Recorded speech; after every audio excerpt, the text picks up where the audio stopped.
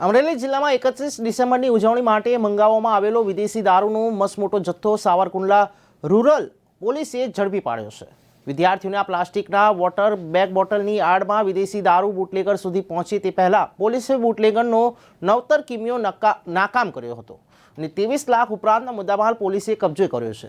31 December નાતાલની ઉજવણી માટે વિદેશી દારૂનો આઈસર ટ્રક બુટલેગર સુધી પહોંચે તે પહેલા જ પોલીસ મથકમાં પહોંચી ગયો।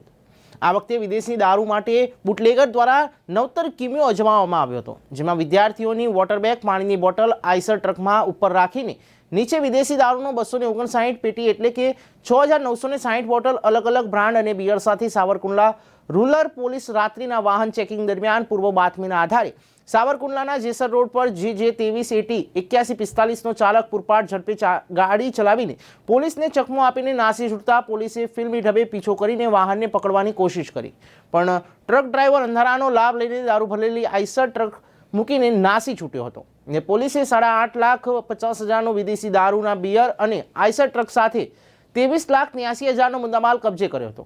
જે અંગે ડીવાયએસપી હરેશ વોરાએ વિગતો આપી હતી અને બુટલેગરના વિદ્યાર્થીને પાણીની વોટર બેગ નવતર પ્રયોગ પોલીસને નિષ્ફળ બનાવ્યો હતો। પોલીસ અધિક્ષક શ્રી હેમકરસિંહ સાહેબના પાસે એક બાતમી હકીકત આવેલી કે એક પ્રોહી મુદ્દામાલ ભરેલું વાહન આ જિલ્લામાં ગમે ત્યાંથી પ્રવેશ કરે તેવી પૂરેપૂરી શક્યતાઓ હોય, જે અન્વયે જુદા જુદા વિસ્તારમાં વાહન ચેકિંગ કરવામાં આવેલું। એ અન્વયે સાવરકુંડલા જેસર રોડ ઉપર એક આઈસર જે છે એ સાવરકુંડલા રૂરલ પોલીસ સ્ટેશનના પોલીસ ઇન્સ્પેક્ટર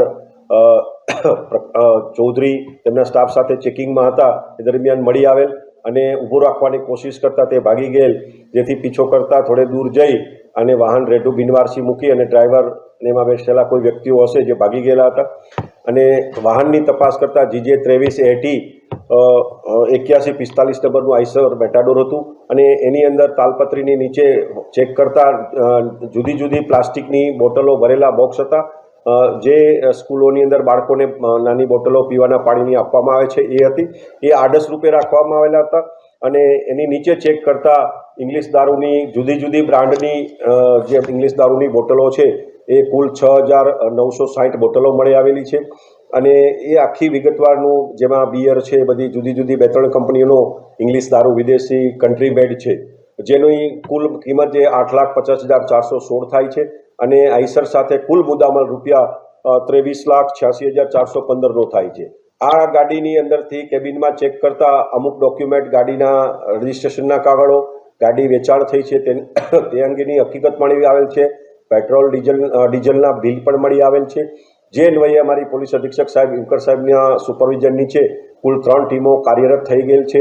LCB પણ આમાં આ બાબતમાં તપાસ કરી રહી છે અને આરોપીની જે રેકર્ડ ઉપર જે કાગળો મળી આવેલ છે એ આધારે આરોપીનો ભૂતકાળ પણ જાણવા મળ્યો છે। એ મુજબ એ અગાઉ પણ કંઈ બીજા જિલ્લાઓમાં પકડાયેલો છે અને ઉપરથી ઘનિષ્ઠ તપાસ ચાલુ છે।